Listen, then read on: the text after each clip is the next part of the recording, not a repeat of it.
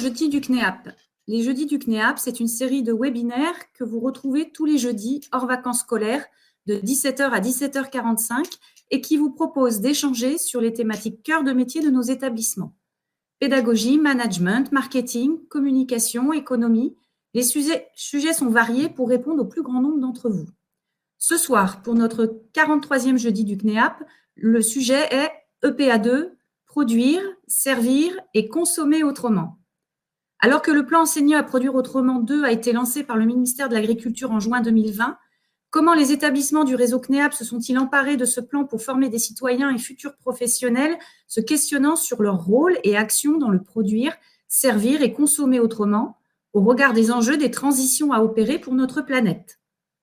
Si les communautés éducatives des établissements en filière production se sont emparées depuis longtemps des enjeux d'enseigner à produire autrement, ceux des filières services ont également tout leur rôle. Pour traiter de ce sujet, nous accueillons ce soir Dominique Didlot, adjoint au chef de bureau SESRI à la DGER, en charge du plan EPA2 au ministère, qui va nous rappeler les enjeux de EPA2 et nous donner son regard au niveau de l'état d'avancement du plan au niveau national. Et nous accueillons également Jean-Noël Bergeron, enseignant à l'ISNAP de Bordeaux, référent régional EPA2 pour le CNEAP Nouvelle-Aquitaine, qui témoignera de l'engagement dans ce plan des établissements de sa région. Je leur laisse dès à présent la parole et je vous retrouverai à l'issue de la présentation pour un temps de questions-réponses. Bon webinaire. Donc, comme vous l'avez dit, je travaille donc au bureau BEDAPI, c'est le Bureau du développement agricole et des partenariats pour l'innovation. C'est nous qui avons en charge le pilotage du plan Enseigner à produire autrement pour les transitions et l'agroécologie. Donc, en fait, le plan EPA, qu'on appelle maintenant EPA2, fait suite à un premier plan qui a démarré en 2014 sous la houlette à l'époque donc du ministre Stéphane Le Foll, qui avait lancé donc le projet agroécologique pour la France. Et donc sur ce premier plan, on a fait un certain nombre d'avancées. Et le premier plan était très orienté spécifiquement sur, j'allais dire, les agrotechniques, les techniques de production. Et comme on le voit dans cette diapositive, l'enseignement agricole a pas mal progressé en matière de surface d'agriculture biologique sur cette période 2014-2018, sur des actions en matière de biodiversité et j'en passe, mais également sur de la formation, notamment la formation des enseignants à cette thématique des transitions agroécologiques. Donc voilà. On peut passer peut-être à la diapo suivante, parce que là, c'est un bilan de la période précédente. Tout simplement pour dire que EPA2 est donc dans la continuité du plan EPA1.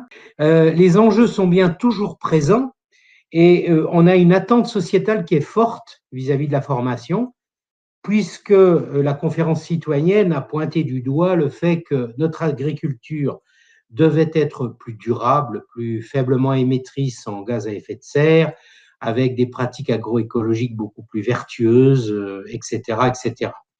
D'ailleurs, la réforme de la PAC telle qu'elle a été conçue vise aussi cet objectif d'aller vers une agriculture plus agroécologique.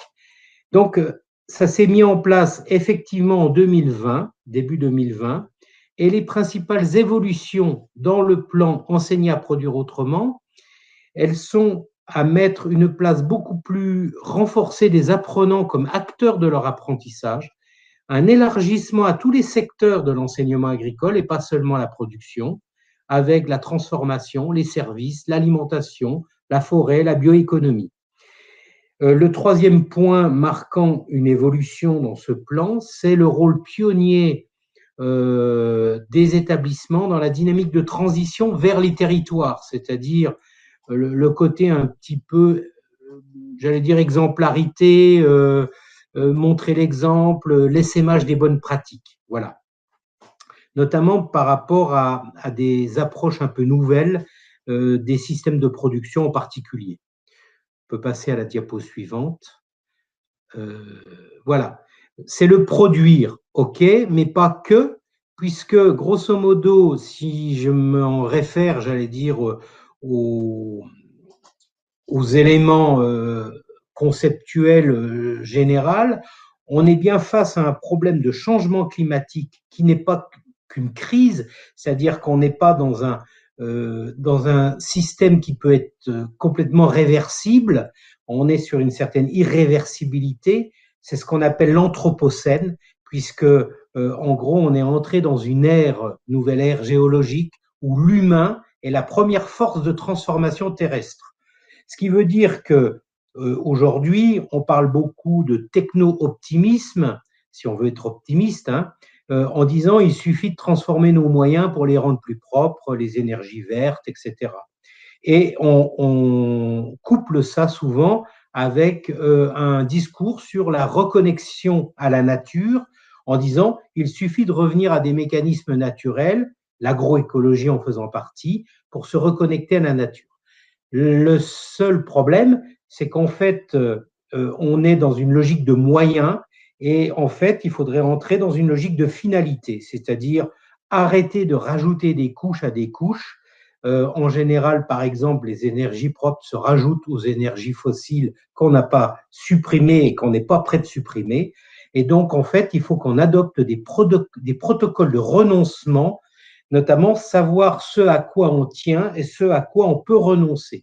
Et donc, on est dans une logique citoyenne, une logique qui dépasse largement le secteur de la production, qui touche, comme vous l'avez dit, le domaine des services, parce qu'en fait, on est dans une logique de enfin, une problématique où le consommateur doit s'interroger, le citoyen doit s'interroger, et donc c'est la vie quotidienne qui est touchée par le phénomène. Je passe à la diapo suivant, au-delà de ces discours, en disant que le plan EPA2, donc, s'est fixé 4 axes. Un premier axe qui touche à la parole et à l'initiative des jeunes. En gros, c'est tout ce qui tourne autour de la mise en place des éco-responsables au sein des établissements, la dynamique des des open badges qui permettent de qualifier les initiatives des jeunes en faveur de l'environnement et donc de leur donner une sorte de reconnaissance de ce type d'activité. C'est aussi le grand oral avec les questions socialement vives, les problèmes de controverse. L'axe 2, alors c'est aussi le fait que les jeunes sont les premiers acteurs du système et qu'il faut les mettre aussi à la manœuvre dès la conception des projets qu'on va monter dans les établissements. L'axe 2, évidemment, c'est la communauté éducative, les enseignants, mais pas que, et avec la formation, la réforme, la rénovation des référentiels, tous les référentiels, y compris celles des services, sera impacté par les transitions agroécologiques qu'il faut introduire dans les référentiels. L'axe 3, on est plus sur un axe traditionnel qui est dans la continuité de PA1, c'est la mobilisation des exploitations et ateliers technologiques comme support d'apprentissage, de démonstration et d'expérimentation.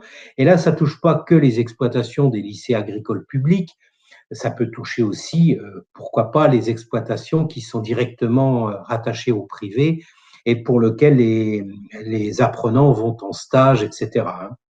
L'axe 4, eh bien, on est, comme on l'a dit, un petit peu sur l'essaimage vers le territoire, avec évidemment les événements qu'on peut organiser en établissement pour montrer tout l'effort que les établissements font vers les transitions agroécologiques. C'est aussi l'ouverture à l'international, c'est aussi les aspects de cantine avec la loi Egalim, par exemple. On a mis ça dans l'axe 4. Voilà. Je ne vous détaille pas, à chaque fois, il y a 4 ou 5 actions qui sont identifiées. Alors, comment finalement on gère cette mise en travail en établissement? C'est bien les établissements qui sont à la manœuvre de l'opération. Le niveau national et le niveau régional est là pour donner des moyens, pour donner des méthodes, mais c'est les établissements qui officient, j'allais dire. Donc, il faut déjà que les équipes de direction dans les établissements s'emparent du problème, s'emparent de cette intention et aient un discours fédérateur fort pour motiver les collectifs. Ça, c'est très important. Les équipes de direction doivent être concernées par le sujet, voilà. Parce que derrière ça, donc, c'est la mise en place d'un collectif avec aussi bien des enseignants, des personnels de la vie scolaire, technique, et sans oublier les apprenants. Donc, le plan se conçoit collectivement sous la houlette des équipes de direction. Ensuite, compte tenu du contexte de chaque établissement, les solutions ne sont pas identiques pour tout le monde.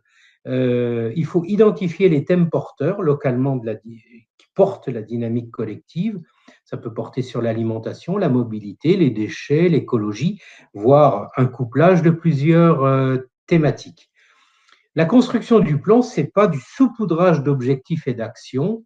On a beau effectivement avoir identifié des actions possibles dans chacun des axes, ce n'est pas de saupoudrer un petit peu d'actions dans tout, mais c'est de trouver un fil conducteur, de faire des convergences entre les axes, de trouver des thèmes, comme on l'a dit, fédérateurs, qui transcendent les axes et qui nourrissent les différents axes. L'axe des apprenants, l'axe des enseignants, l'axe évidemment de la technique et de l'ouverture au territoire. Voilà. Et il faut donc coller aux spécificités, aux besoins du territoire. Et là, il y a une notion importante sur laquelle on insiste, notamment, nous, on est quand même beaucoup dans le produire, évidemment, hein, mais c'est le concept de ESR, efficience, substitution, reconception. L'idée maîtresse, c'est de se dire, on ne peut pas se contenter de changer un produit pour un autre ou de faire du désherbage mécanique à la place du désherbage chimique. Il faut aller plus loin et remettre à plat les systèmes en se disant, il faut peut-être supprimer la culture du maïs parce qu'elle est très consommatrice d'eau. On va revenir à des pâturages de prairies avec des vaches qui font 6 000 litres au lieu de 10 000, etc. Donc, on est quand même dans une logique où il faut remettre en cause le système et on pratique ce qu'on appelle des entretiens stratégiques, c'est-à-dire que par questionnement des acteurs que sont souvent les directeurs d'exploitation ou les chefs d'exploitation, si c'est une exploitation privée, c'est de leur dire, mais à votre avis, quels sont les leviers qu'il faudrait activer pour trouver des solutions de plus grande résilience par rapport au changement climatique. Et c'est là où souvent les idées émergent et à partir de ces idées, on construit un plan d'action. Alors, concrètement, je donne quelques illustrations de ce qui s'est mis en place depuis quand même maintenant, depuis 2020-2021, donc ça fait quand même plus de 2 ans maintenant. Vous avez par exemple le projet Biodivexp, dans lequel il y a des établissements privés. Ils apparaissent sur la carte.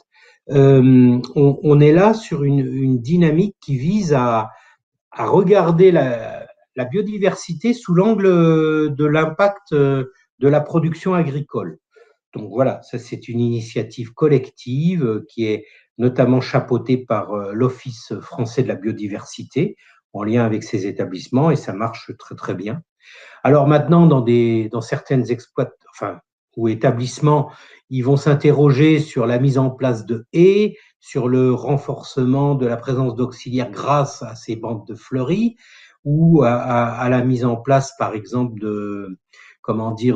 d'économie d'eau au niveau de l'arrosage du maraîchage ou alors en pépinière sur des méthodes alternatives aux substrats artificiels voilà. Donc c'est des exemples d'activités.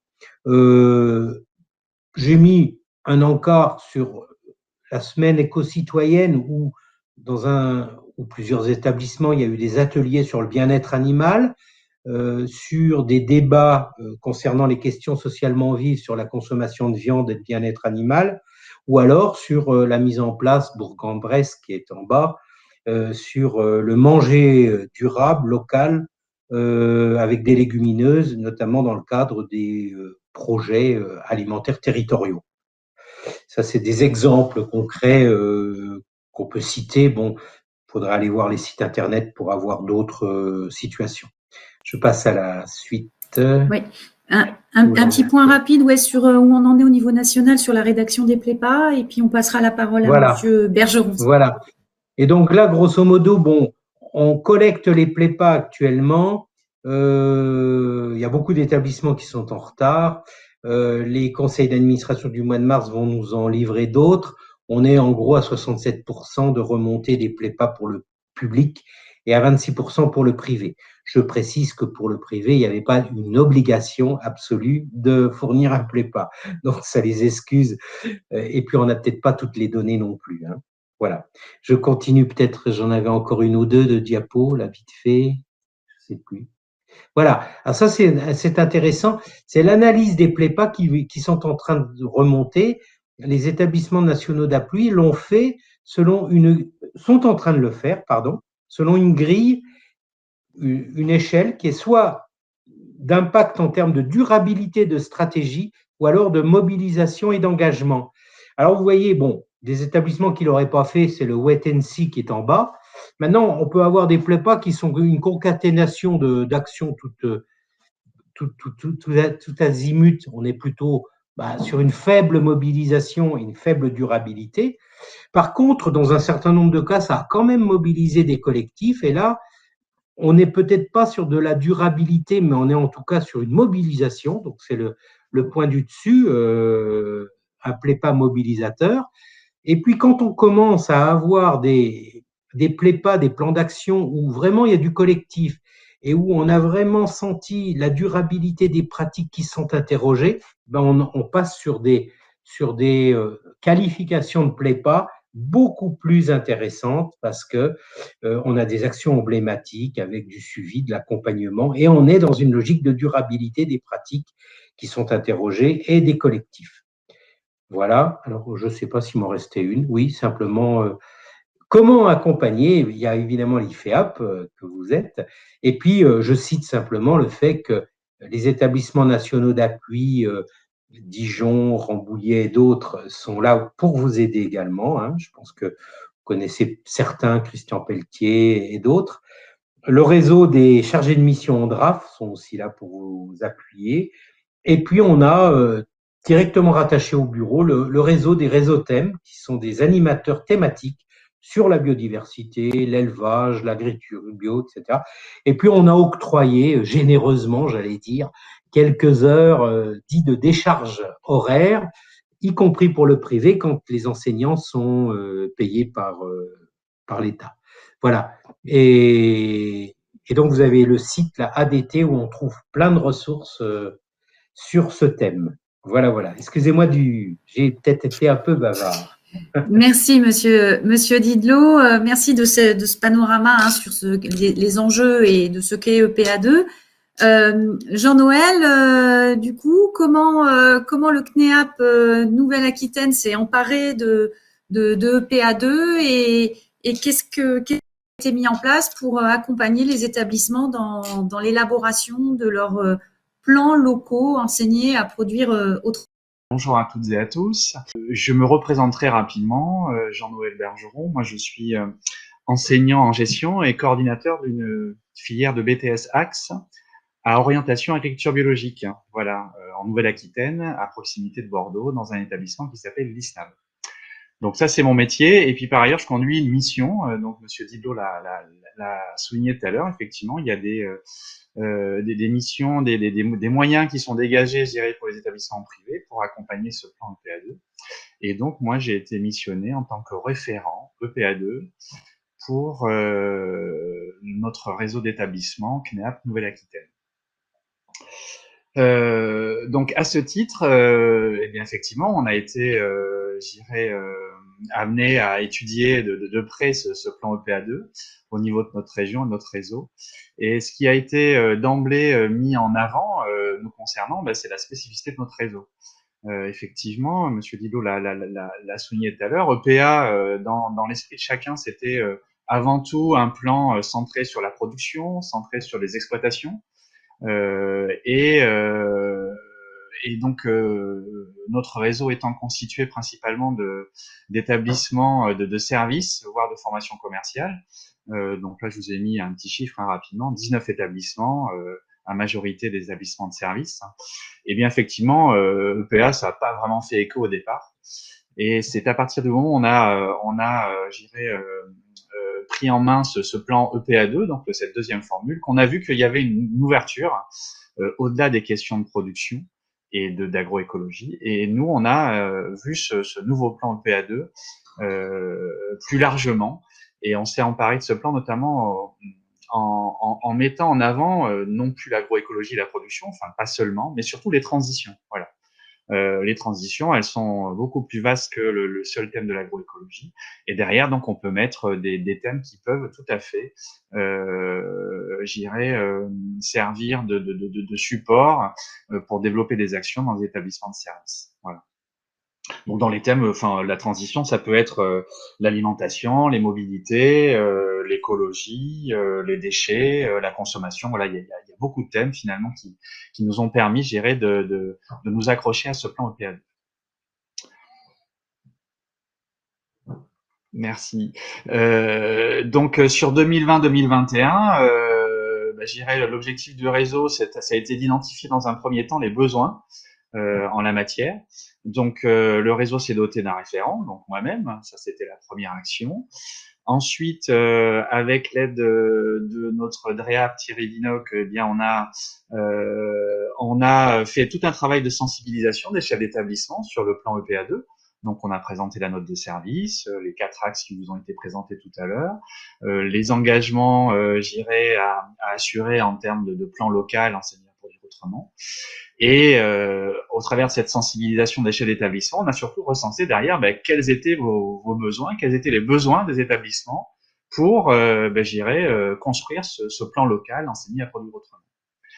Donc, au regard de ces besoins, on a construit un plan d'action. Donc le plan d'action, il est ici présenté simplement, mais au départ, il a fallu quand même imaginer la manière dont on allait fonctionner. Donc 3 axes principaux qui sont d'ailleurs chronologiques. Hein. On a d'abord construit un plan de formation parce qu'on s'est évidemment rendu compte que le plan EPA et EPA2 en particulier n'était pas nécessairement, acquis par la plupart des établissements. Et puis après, un besoin très spécifique d'être accompagné dans la mise en œuvre pas dans la mise en œuvre, mais dans la réflexion sur les plans locaux à enseigner et produire autrement. Donc ça, c'est la première étape. On a construit ce plan de formation. Je vais vous présenter dans un second temps. Ensuite, deuxième axe chronologique, c'est dès lors que ces plans sont, que les établissements sont formés à la construction de ces plans, il faut ensuite faire de l'appui, suivre, pour que ces plans, sortent dans chaque établissement. Donc, on est en plein dedans. Hein. Je vous donnerai quelques statistiques tout à l'heure.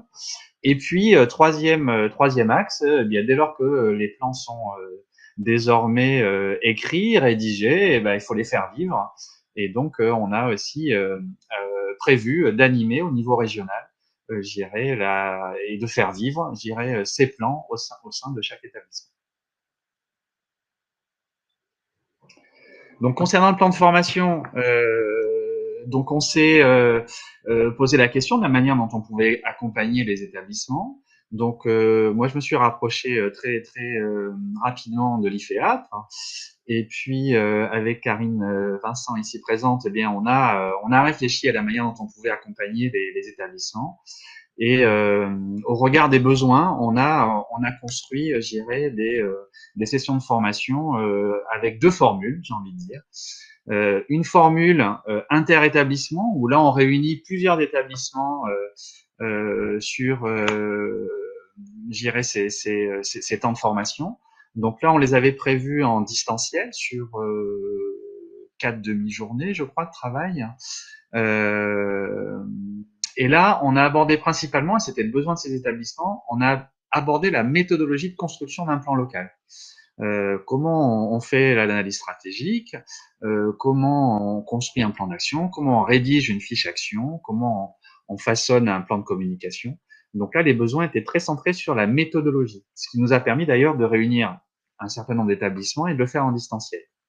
Donc là, sur ce premier axe, on a réuni 9 établissements sur 2 sessions, une en juin 2021 et une autre en septembre 2021. Ensuite, on a répondu à un second besoin qui était là plutôt des besoins spécifiques intra-établissement, donc là où il y avait des besoins dans chaque établissement. Et là, le besoin était vraiment, j'ai envie de dire, d'avoir un package global, c'est-à-dire certes on aborde la méthode de construction d'un prépa, mais surtout, on construit en équipe et via un plan de formation, une séquence de formation, on construit le prépa de A à Z. Voilà. Donc là, il y a 4 établissements qui ont été partants pour suivre cet appui, qui est quand même beaucoup plus conséquent, hein, parce que là, on est dans la construction du prépa avec les équipes, dans les établissements. Et là, donc, on a fonctionné avec Karine directement dans chaque établissement. On a fait un mix entre du présentiel et du distanciel. Si ça vous intéresse, on pourra donner quelques éléments tout à l'heure. Et là, il y a 4 établissements du réseau qui sont impliqués dans ce projet-là. On en a fait 2 sur l'été 2021, en juin et juillet, et puis 2 à l'automne 2021. Voilà. Donc le bilan à aujourd'hui, on a donc formé finalement 65% des établissements. À aujourd'hui, donc ça va remonter les statistiques au niveau national, mais on a à peu près 11 prépas, j'irais, déposés pour la région ici, hein, en Nouvelle-Aquitaine, sachant qu'il y en a qui sont sur le point d'être déposés également. Malgré tout, donc il y a des établissements qui sont en plein travail et je poursuis moi donc ce deuxième axe du plan d'action qui consiste à appuyer les établissements. On a encore échangé très récemment là avec Thierry Guinop, notre réa, pour appuyer un établissement là qui était, j'irais, en demande. Donc dans le cadre de cette mission EPA2, enfin de référent EPA, je poursuis, j'irais, l'accompagnement des établissements pour qu'ils puissent construire puis remettre leur prépa au niveau du SRLD. Alors, pour illustrer, j'ai listé là quelques exemples d'actions alors j'ai distingué deux points de vue. Le point de vue d'un établissement de service, parce que eh bien c'était la caractéristique quand même de notre réseau, hein, avec une majorité d'établissements centrés sur le service ou les formations commerciales. Donc là, on a des actions qui peuvent, je dirais, rejoindre les 4 axes, j'ai envie de dire, du plan EPA2. Donc par exemple, les missions éco-déléguées, Monsieur Didlot en a parlé tout à l'heure, éco-délégués, éco-responsables, couplées avec les open badges. Donc là, les établissements se sont pour la plupart investis de cette action. On a beaucoup d'établissements qui ont choisi le thème et qui ont construit des actions, des fiches actions sur la question des déchets. Donc ce soit les déchets, je dirais, au niveau de l'établissement, mais également tout ce qui concerne notamment les services de restauration scolaire. Donc la thématique de réduction du gaspillage alimentaire, couplée et ou non à la valorisation des déchets organiques via le compostage derrière. Donc là, il y a dans l'établissement de service, ça a été effectivement quelque chose de relativement suivi et décliné dans pas mal d'établissements. Voilà. Autre point également qui ont été abordés au travers d'actions, c'est la qualité des produits. Donc deux dimensions sur cette qualité des produits. D'abord la qualité des produits alimentaires, donc en lien avec, je dirais, l'atelier ou la restauration scolaire, hein.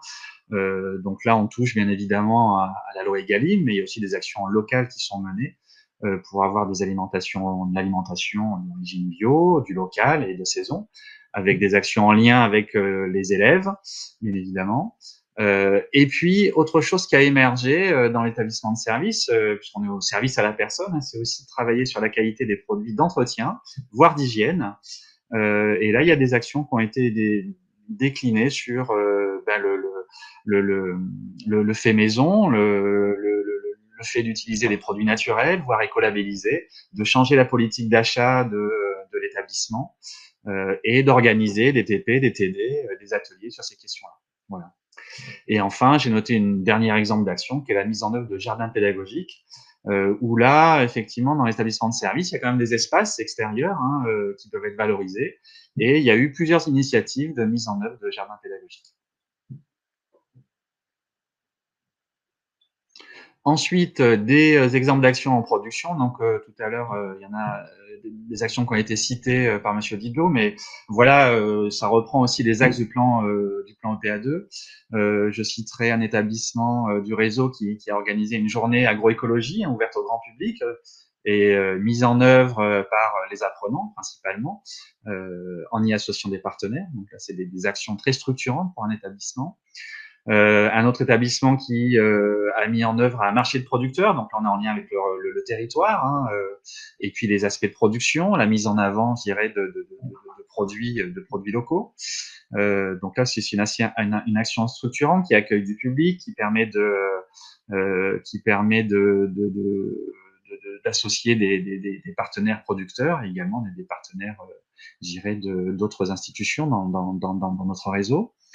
Bien évidemment, la conversion bio d'exploitation, puisqu'on a quand même dans le réseau des établissements de production avec des exploitations associées. Donc là, il y a des projets de conversion bio d'ateliers horticoles notamment et de production agricole. La valorisation des produits de l'exploitation à la cantine, ça aussi, ce sont des beaux projets. On fait le lien entre l'alimentaire, la consommation et puis la production agricole. Et puis enfin, également des projets, des actions centrées sur la transformation des produits, notamment des produits en agriculture biologique.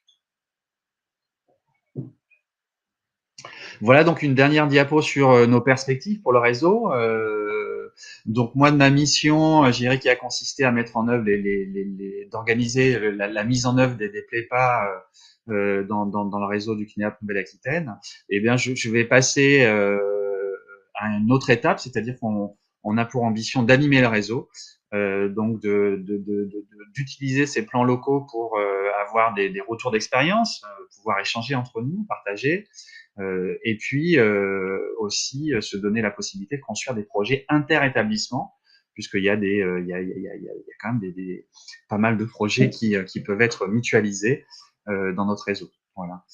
Et ne pas oublier également le fait que ces plans locaux enseignés à produire autrement doivent être actualisés chaque année. Donc ma mission également, ce sera d'alimenter et de mobiliser les établissements pour actualiser leur plan d'action chaque année dans une logique, je dirais, de mise en œuvre d'actions nouvelles ou de pérenniser certaines actions, etc. Voilà. Donc, par exemple, là, on a convenu avec Thierry Vinoc de faire une synthèse là déjà de nos plans locaux au niveau régional, de pouvoir la partager déjà dans le réseau, mais aussi de se rapprocher de la DRAF pour leur donner, je dirais, les éléments de synthèse des PLEPA, du CNEAP Nouvelle-Aquitaine, des établissements du CNEAP Nouvelle-Aquitaine. Voilà à très court terme ce qu'on va faire avant de poursuivre sur de l'animation et de l'actualisation des PLEPA. Eh bien, voilà. Merci Jean-Noël. On va laisser la place aux questions. Questions posées. Est-il possible d'impliquer des élèves et des étudiants dans la définition ou la rédaction du PLEPA, et si oui, de quelle manière? Alors oui, c'est une très bonne question. Eh bien, moi, si je prends je vais prendre un exemple très concret qui est issu de mon établissement. Donc, on est parti sur une méthode de diagnostic stratégique d'établissement qui s'appelle DDEDD, donc qui est largement promue par le ministère et qui est une méthode assez intéressante. Et nous, en fait, on a constitué un comité de pilotage avec les différents acteurs de l'établissement. Et quand on élargit, quand on veut réfléchir de manière très large les acteurs, je dirais, ou les parties prenantes, on dit en développement durable, les parties prenantes d'un établissement, eh bien les élèves, les étudiants en font partie. Donc nous, dans notre comité de pilotage, on avait un représentant étudiant qui a participé à toutes les sessions de diagnostic et de réflexion stratégique sur le plan local enseigné à produire autrement. Et pour élargir même, je dis qu'on a également intégré des membres du conseil d'administration dans le comité de direction, dans le comité de pilotage. Des membres de direction, bien évidemment des enseignants, des personnes administratives, des personnels de vie scolaire, et donc des étudiants et des enseignants. Voilà. Donc, je pense qu'il faut viser le plus large possible, et c'est en ça qu'on va pouvoir imaginer, notamment en impliquant des étudiants, si ça répond aussi à leurs attentes, à leurs besoins, si ça fait écho chez eux. C'est vraiment intéressant de les impliquer. Monsieur Didlot, vous, quel regard vous avez par rapport à ça? Eh ben, je confirme complètement les dires de Jean-Noël, puisque grosso modo, quand les apprenants sont impliqués, en général, les idées sont extrêmement intéressantes. On est souvent surpris par la richesse et et l'originalité des idées qui peuvent émaner des jeunes et les mettre en pratique dès la conception du plan, c'est à mon avis fondamental. C'est pas forcément facile, mais à mon avis, ça apporte une richesse tout à fait intéressante. Hein. Et ça s'est fait dans pas mal, enfin, avec la méthode que citait Jean-Noël, DDEDD, ça marche pas mal, oui. Merci. Deux autres questions là qui se complètent. Quel est le temps nécessaire pour justement effectuer ce fameux diagnostic et quel est le pas de temps nécessaire du diagnostic à la rédaction du PLEPA finalisé? C'est très variable.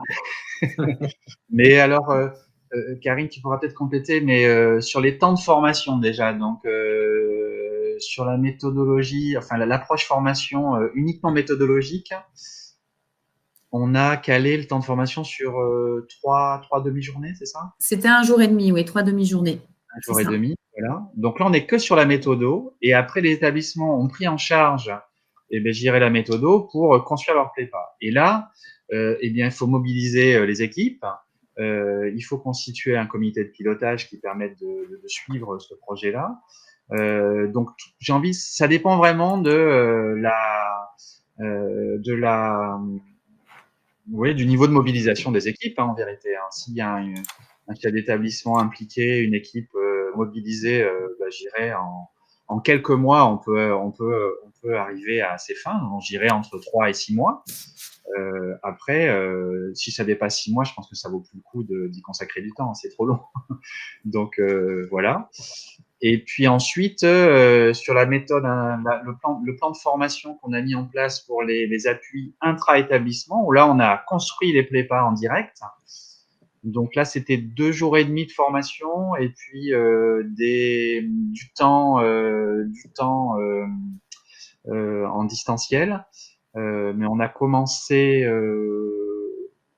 Le diagnostic, on l'a fait sur 1 journée et demie. 1 journée et demie de diagnostic, voilà, c'est ça. Voilà. Diagnostic sur 1 journée et demie qui a permis d'aboutir à des axes de travail. Et ensuite… on a fait des temps intermédiaires sur septembre, octobre pour rédiger le plan d'action stratégique.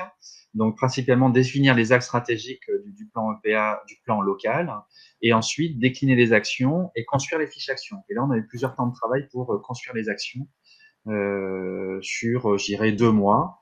Voilà, donc je pense que là, on a conduit un travail sur 3 bons mois, j'ai envie de dire. Voilà, avec des temps de regroupement et des temps de travail intermédiaires. Voilà. Après, il faut pas oublier le temps de validation par le conseil d'administration. Donc, voilà, ça dépend des délais qu'on a, la possibilité de présenter ce plan au niveau du CA. Donc, voilà, en ayant commencé en juillet, on était dans les clous au mois de décembre pour remettre notre plan, quoi. Voilà. Mais je pense que c'est entre 2 et 3 mois de travail pour une équipe constituée, impliquée, avec des éléments moteurs dans l'équipe. Voilà.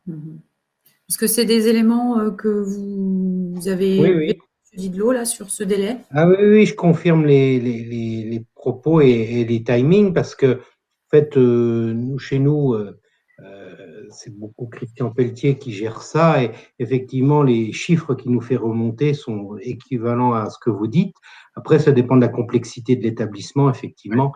Si par exemple, on a un centre constitutif avec une exploitation agricole où il faut déjà regarder le projet d'exploitation qui va aller s'intégrer dans le projet PLEPA. Et le PLEPA, pour moi, en tout cas, l'exercice qui est fait là, et il permet pour l'établissement de revisiter son projet d'établissement.